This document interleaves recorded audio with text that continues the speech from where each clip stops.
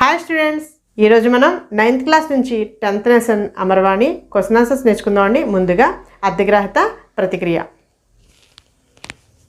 10th lesson Amaravani అర్ధగ్రాహత प्रतिक्रिया.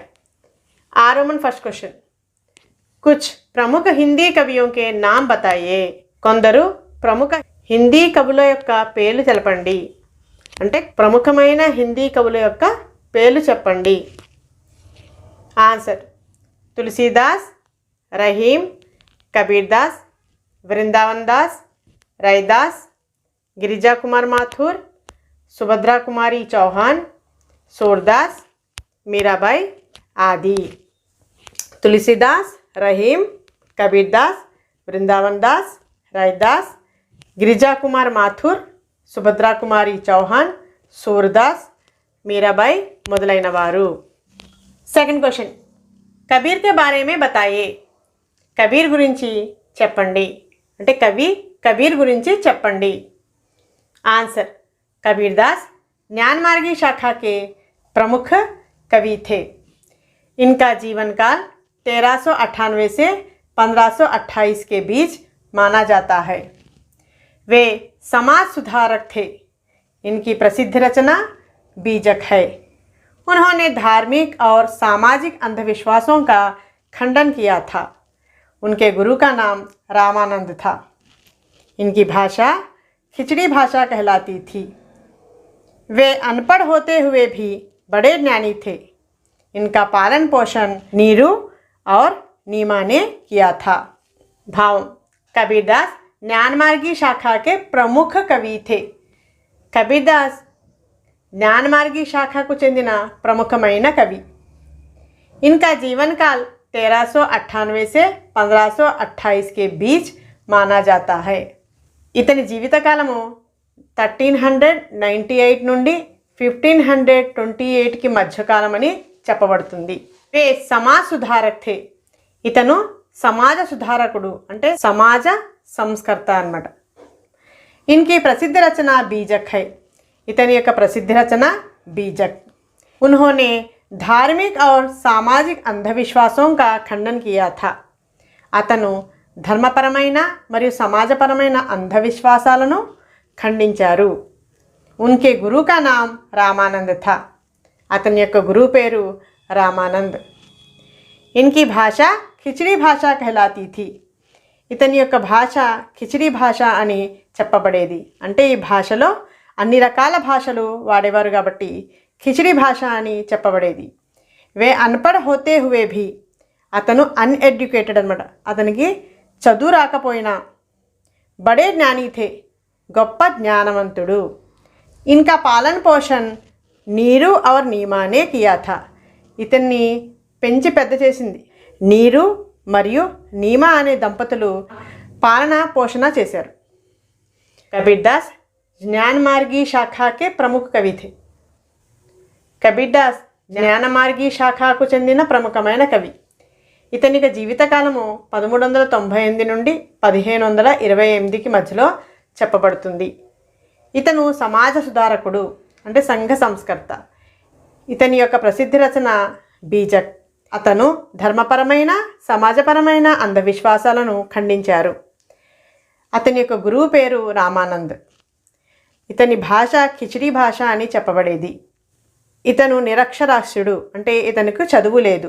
అయినప్పటికీ చాలా జ్ఞానవంతుడు, గొప్ప జ్ఞాని. ఇతని యొక్క పాలన పోషణ నీరు మరియు నీమా అనేవారు చేశారు. అంటే ఇతన్ని పెంచి పెద్ద చేసింది ఎవరంటే నీరు మరియు నీమా అనే దంపతులు ఇతని యొక్క పాలన పోషణ చేశారు. థర్డ్ క్వశ్చన్, అభ్యాస్ కా క్యా మహత్వ హై. అభ్యాస్ మీన్స్ ప్రాక్టీస్, సాధన. సాధన యొక్క గొప్పతనం ఏంటి? ఆన్సర్: మానవ जीवन में अभ्यास का बड़ा महत्व होता है. अभ्यास करते रहने से मूर्ख भी होशियार बन जाता है. बुद्धिहीन भी बुद्धिमान बन जाएगा. बिना अभ्यास के किसी काम में भी सफलता नहीं मिलेगी. बिना अभ्यास के हमारी बुद्धि और ज्ञान का विकास भी नहीं होगा. इसलिए अभ्यास से ही जीवन में सफलता प्राप्त होती है। మానవ జీవన్ మే అభ్యాస్ కా బడా మహత్వ హోతా హై. మానవ జీవితంలో అభ్యాసం యొక్క చాలా గొప్పతనం ఉంది. అభ్యాస్ కర్తే రహనే సే మూర్ఖ్ భీ హోషియార్ బన్ జాతా హై. సాధన చేస్తూ ఉండడం వల్ల మూర్ఖుడు కూడా తెలివైన వాడుగా అవుతాడు. బుద్ధిహీన్ భీ బుద్ధిమాన్ బన్ జాయేగా. బుద్ధిహీనుడు కూడా బుద్ధిమంతుడుగా మారుతాడు. बिना अभ्यास के किसी काम में भी सफलता नहीं मिलेगी. వితౌట్ ప్రాక్టీస్ ఏ పనిలో కూడా సక్సెస్ పొందలేము. అంటే ఏ పనిలో కూడా సఫలీకృతము అవ్వలేము. అంటే సాధన చేయకుండా ఏ పనిలో కూడా మనము సాఫల్యము పొందలేము. बिना अभ्यास के हमारी बुद्धि और ज्ञान का विकास भी नहीं होगा. वितौट प्रैक्टिस అభ్యాసం చేయకుండా హమారీ బుద్ధి और ज्ञान का మన బుద్ధి మరి జ్ఞానము వికాసము చెందదు. इसलिए अभ्यास से ही जीवन में सफलता प्राप्त होती है. అందువల్ల సాధనతోనే జీవితంలో మనము సక్సెస్ని పొందగలము. మానవ జీవితంలో అభ్యాసం యొక్క చాలా గొప్పతనం ఉంది. అభ్యాసము చేయడం వల్ల చేస్తూ ఉండడం వల్ల మూర్ఖుడు కూడా తెలివైన వాడుగా మారుతాడు. బుద్ధిహీనుడు కూడా బుద్ధిమంతుడుగా మారిపోతాడు. అభ్యాసన లేకుండా అంటే సాధన లేకుండా ఏ పనిలో కూడా సక్సెస్ అనేది దొరకదు. బినా అభ్యాస్కి వితౌట్ ప్రాక్టీస్ మన బుద్ధి కానీ జ్ఞానము కానీ వికసించదు. అందువల్ల సాధనతోనే మనము జీవితంలో సక్సెస్ని పొందగలము అని అర్థం. 6 భావ సే సంబంధిత్ దోహా లిఖియే. ఈ భావానికి సంబంధించిన దోహా ఏంటో రాయాలండి. మనం ఇక్కడ భావం ఇచ్చారు, దీనికి సంబంధించిన దోహా మనము రాయాలి. ఫస్ట్ వన్, సుఖ్ మే ఈశ్వర్ కా ధ్యాన్ రఖనే వాలే కో దుఃఖ్ నహీ హోతా. సుఖ్ మే అంటే సుఖంగా ఉన్నప్పుడు, ఈశ్వర్ కా ధ్యాన్ రఖనే వాలే కో ఈశ్వరుణ్ణి ధ్యానించే వారికి దుఃఖ్ నహీ హోతా దుఃఖం అనేది రాదు. అంటే సుఖంలో ఈశ్వరుణ్ణి అంటే దేవుణ్ణి ఆరాధిస్తూ ఉంటే దుఃఖం అనేది రాదు. ఆన్సర్ పాఠంలో దీనికి సంబంధించిన దోహా ఇదండి. దుఃఖ్ మే సుమిరన్ సబ్ కరే సుఖ్ మే కరే నా కోయ్. జో సుఖ్ మే సుమిరన్ కరే దుఃఖ్ కాహే కో హోయ్. దుఃఖ్ మే సుమిరన్ సబ్ కరే దుఃఖంలో దేవుని ధ్యానం అనేది అందరూ చేస్తారు. సుఖ్ మే కరే నా కోయ్ సుఖంలో ఎవరు కూడా ధ్యానం చేయరు.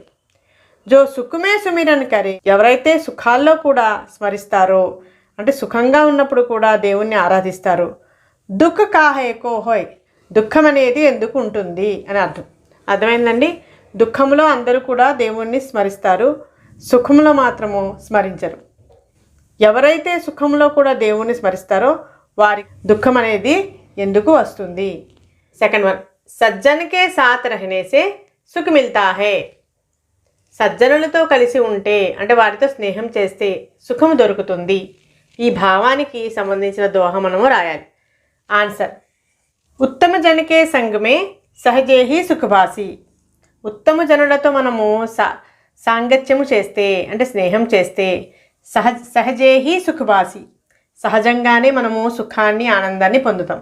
అంటే వాళ్ళతో మనకు మంచి జరుగుతుంది. జైసే నృపులావే ఇతర్ ఎలాగైతే ఆస్థానంలో వచ్చేటప్పుడు రాజుగారు అత్తరు పూసుకుని వస్తే లేత సభా జనబాసి సభలో ఉన్న జనులందరూ కూడా ఆ సువాసనను పొంది ఆనందిస్తారు. అంటే రాజుగారు అత్తరు పూసుకుంటే దానికి ఉన్న పరిమళం అంతా కూడా సభ అంతా వ్యాపిస్తుంది. అదేవిధంగా ఉత్తమ జనులతో మనం సాంగత్యం చేస్తే సహజంగానే మనకు మంచి లక్షణాలు వస్తాయి. దాంతో మనకు సుఖమే దొరుకుతుంది అని అర్థం. ఈ రోమన్ దోహా పढ़िए భావ్ అప్నే శబ్దో మే బతాయే. దోహా చదవండి, భావం మీ పదాలలో చెప్పండి. ఫస్ట్ వన్, ధీరే ధీరే రే మనా ధీరే సబ్ కుచ్ హోయ్ మాలీ సించే సౌఘడా రితు ఆయే ఫల్ హోయ్. దోహా, ఈ దోహా దీని అర్థం ఏంటంటే ధీరే ధీరే రేమన ఏ పని కూడా మనము నెమ్మదిగా చేయాలి. ధీరే సబ్ కుచ్ హోయ్ నిదానంగానే అన్నీ జరుగుతాయి. మాలీ సించే సౌఘడా రితు ఆయే ఫల్ హోయ్. మాలి అంటే తోటమాలి. తోటమాలి 100 కుండలు నీళ్లు పోసినా ఋతువు వచ్చినప్పుడే అది ఆ చెట్టు ఫలాన్ని ఇస్తుంది. ఆన్సర్, इस दोहे में कबीरदास कहते हैं कि मन में धीरज धरकर रहना चाहिए। किसी भी काम को करने में जल्दबाजी नहीं दिखाना चाहिए, क्योंकि जीवन में जो भी होना है वह समय के अनुसार होगा। जैसे आम के पेड़ को माली 100 घड़े पानी से सींचने पर भी फल ऋतु आने पर ही लगेंगे। इस दोहे में ఈ దోహాలో కబీర్దాస్ कहते हैं कि కబీర్దాస్ ఏం చెప్తున్నారంటే मन में మనసులో ధీరజ్ ధరకర్ रहना चाहिए। మనసులో నిదానం అనేది ఉండాలి, ఓపికతో ఉండాలి। किसी भी काम को करने में జల్దబాజీ नहीं दिखाना चाहिए। ఏ పని చేయడానికి కూడా మనము తొందరపాటు చూపించకూడదు। क्योंकि ఎందుకంటే జీవన్ में जो भी होना है वह समय के अनुसार होगा। జీవితంలో ఏం జరగాలన్నా సమయానుసారంగానే జరుగుతుంది। జైసే ఆమ్ కే పేడ్ కో ఎలాగైతే మామిడి చెట్టుకు మాలి 100 घड़े पानी से सींचने पर भी తోటమాలి 100 కుండలు నీళ్లు పోసినా ఫల్ ఋతు ఆనే పర్ హీ లగేంగే, ఫలాలు అనేవి సీజన్ వచ్చినప్పుడే, ఋతువు వచ్చినప్పుడే కాస్తాయి। దీని భావం ఏంటంటే మనం ఏ పని కూడా తొందరపాటుగా చేయకూడదు, నిదానంగా ఓపికతో చేయాలి। అప్పుడే ఏ పనైనా సక్రమంగా జరుగుతుంది। అంటే ఏ పనిలో మనం తొందరపాటు చూపించకూడదు। ఎలాగైతే 100 కుండలు నీళ్లు పోసామని ఒకే రోజు చెట్టుకి కాయలు కాయవండి, అది నెమ్మదిగా సీజన్ వచ్చినప్పుడే చెట్టు ఫలాన్ని ఇస్తుంది। అభివ్యక్తి సృజనాత్మకత। आरमन फर्स्ट क्वेश्चन, कबीर की दृष्टि में किसी काम को धीरे धीरे करना, इसका क्या तात्पर्य है? कवि कबीर దృష్టిలో ఏ పని కూడా నిదానంగా చేయాలి, దీని తాత్పర్యం ఏంటి? आंसर, कबीर की दृष्टि में किसी भी काम को धीरे धीरे करना चाहिए। इसका तात्पर्य है कि हमें किसी काम के लिए भी जल्दबाजी नहीं करनी चाहिए, क्योंकि इससे कुछ भी लाभ नहीं होगा। इसके कारण काम बिगड़ भी सकता है। कबीर की दृष्टि में किसी भी काम को धीरे धीरे करना चाहिए। కబీర్దాస్ ఉద్దేశంలో ఏ పనినైనా మనము నిదానంగా చేయాలి। ఇస్కా తాత్పర్య హై కి, దీని తాత్పర్యం ఏంటంటే, అంటే దీని భావం ఏంటంటే హమే కిసీ కామ్ కే లియే భీ జల్దబాజీ నహీ కర్నీ చాహియే, మనం ఏ పని చేయడంలో కూడా తొందరపాటు చేయకూడదు। క్యోంకి ఇస్సే కుచ్ భీ లాభ్ నహీ హోగా, దీనివల్ల లాభమేమీ ఉండదు। ఇస్కే కారణ్ కామ్ బిగడ్ భీ సక్తా హై, దీని కారణంగా ఆ పని స్పాయిల్ కూడా అయిపోవచ్చు, అంటే ఆ పని బ్రేక్ అవ్వచ్చు। కబీర్దాస్ దృష్టిలో ఏ పని కూడా మనము నిదానంగా చేసుకోవాలి। దీని తాత్పర్యం ఏంటంటే ఏ పని చేయడంలో కూడా మనము తొందరపడకూడదు, అంటే నిదానంగా చేయాలి। ఎందుకంటే దీనివల్ల లాభమేమీ ఉండదు, దీని కారణంగా ఆ పని చెడిపోయే అవకాశం ఉంది। సెకండ్ క్వశ్చన్, హమే కిన్ ప్రయత్నోं से సఫలత మిల్ సక్తి హే, మనకు ఏ ప్రయత్నాల ద్వారా విజయము దొరుకుతుంది? आंसर, किसी कार्य में सफलता प्राप्त करने के लिए पहले प्रयत्न करना चाहिए। अगर एक प्रयत्न से सफलता नहीं प्राप्त हुआ तो 100 बार प्रयत्न करना चाहिए। असफल होने के डर से प्रयत्न करना छोड़ दिए तो सफलता नहीं मिलती है। कामयाबी पाने के लिए हमें आत्मविश्वास के साथ काम को शुरू करना चाहिए। దీని భావము, किसी कार्य में सफलता प्राप्त करने के लिए ఏ పనిలో కూడా విజయం సాధించాలంటే పహలే ప్రయత్న కన్నా चाहिए, ముందుగా ప్రయత్నించాలి। अगर एक प्रयत्न से सफलता नहीं प्राप्त हुआ तो, ఒకవేళ ఒక ప్రయత్నంతో విజయం సాధించలేకపోతే 100 बार प्रयत्न करना चाहिए, 100 సార్లు ప్రయత్నించాలి।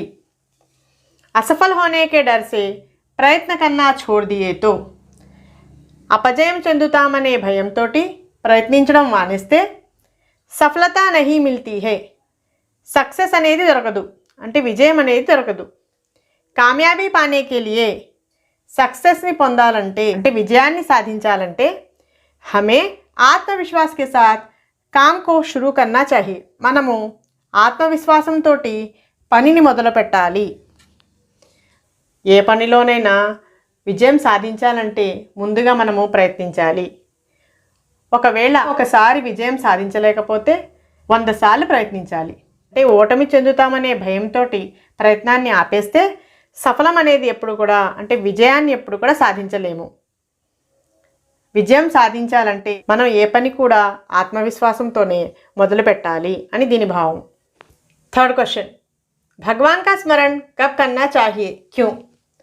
భగవంతుణ్ణి ఎప్పుడు స్మరించాలి, ఎందుకు? క్వశ్చన్ ఆన్సర్, कबीर दास के अनुसार भगवान का स्मरण हमेशा करना चाहिए. इससे हमें कभी भी दुख नहीं आएगा. सुखों में भी हम भगवान का ध्यान करेंगे तो हमें कोई भी दुख नहीं हो सकता.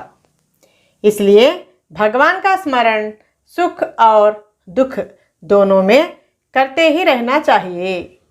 कवि कबीर दास के अनुसार भगवान का स्मरण हमेशा करना चाहिए. కబీర్ దాస్ అనుసారంగా భగవంతుణ్ణి స్మరించడం అనేది ఎల్లప్పుడూ చేస్తూ ఉండాలి. అంటే భగవంతుణ్ణి ఎల్లప్పుడూ స్మరిస్తూనే ఉండాలి. ఇస్సే హమే కభీ భీ దుఃఖ్ నహీ ఆయేగా.